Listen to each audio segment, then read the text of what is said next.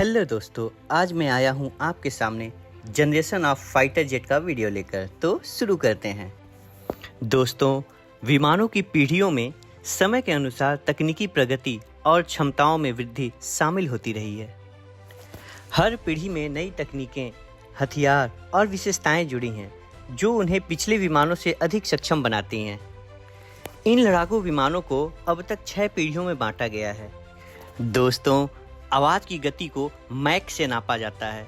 एक मैक आवाज़ की गति के बराबर होती है, जो कि समुद्र तल पे 1224 किलोमीटर पर आवर होती है।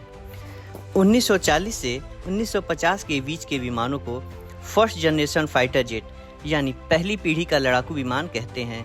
यह विमान आवाज़ की गति से कम गति पे उड़ान भरते थे। इसमें रेडार या उन्नत एवियोनिक्स नहीं होते थे। हथियारों के रूप में मशीन गन, अनगाइडेड बम या रॉकेट का प्रयोग किया जाता था। इन जहाज़ों में F-86 साब्रे और MiG-15 आदि शामिल थे। 1950 से 1960 के बीच में तकनीकी उन्नति की जरूरत पड़ी। इन फाइटर जेट को सेकंड जनरेशन फाइटर जेट कहा गया। यह विमान आवाज़ की गति से तेज उड़ान भर सकते थे। पहली बार इन विमानों में रेडार का इस्तेमाल किया गया, जिससे बियॉन्ड विजुअल रेंज एंगेजमेंट संभव हुआ। इनमें F-104 स्टार फाइटर और MiG-21 शामिल थे। 1960 से 1970 के बीच के विमानों को थर्ड जनरेशन फाइटर जेट कहा गया। इन विमानों में मल्टी रोल क्षमता, यानी यह विमान हवा से हवा और हवा से जमीन दोनों मिशन को करने में सक्षम थे। इसमें बेहतर एवियोनिक्स का इस्तेमाल किया गया था, जिसमें डिजिटल कॉकपिट और उन्नत रेडार शामिल थे। इसमें बेहतर हथियार जैसे एयर टू एयर मिसाइल और सटीक गाइडेड म्यूनिशन शामिल थे। थर्ड जनरेशन फाइटर जेट में F-4 फैंटम 2 और M-23 शामिल थे। 1970 से 1990 के बीच के विमानों को चौथी पीढ़ी का लड़ाकू विमान कहते हैं। इन विमानों में हवाई युद्ध में आसानी से दिशा बदलने की क्षमता होती थी। इसमें फ्लाई बाय वायर सिस्टम लगा होता था, जो कि विमानों को बेहतर नियंत्रण और स्थिरता प्रदान करती है।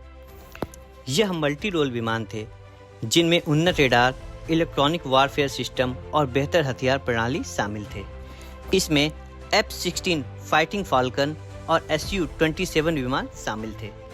सन 1990 से सन 2000 के बीच के विमानों को 4.5 पीढ़ी जनरेशन का एयरक्राफ्ट कहते हैं। इन विमानों में 5वीं पीढ़ी के कुछ तकनीक जैसे active electronically scan array radar और आंशिक स्टेल्थ टेक्नोलॉजी शामिल।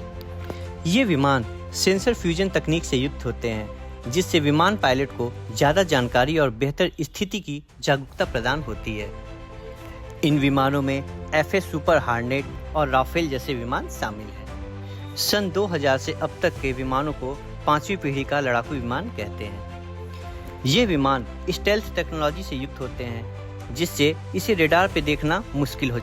ये विमान फुल सेंसर फ्यूजन से युक्त होते हैं, जिससे पायलट को सारी जानकारी सटीकता से एक ही जगह पर मिल जाती है। सुपर क्रूज क्षमता, जो कि बिना आफ्टर बर्नर चालू किए विमान को सुपरसोनिक गति प्रदान करा देती है। नेटवर्क सेंट्रिक वॉरफेयर की क्षमताएं, जिससे ये विमान युद्ध क्षेत्र में अन्य इकाई के साथ वास्तविक समय में डेटा साझा कर सकते हैं। 5वीं पीढ़ी के विमान में F-22 रैप्टर और Su-57 विमान आते हैं। हर नई पीढ़ी के विमान पुराने विमानों से अधिक तेज, शक्तिशाली और लड़ाई में ज़्यादा सक्षम होते हैं। नई तकनीकों के जुड़ने से इनकी मारक क्षमता, सुरक्षा और संचालन में भी सुधार हुआ है। दोस्तों, इसी तरह एविएशन वीडियो को जारी रखते हुए मिलते हैं नए वीडियो में। तब तक के लिए नमस्कार।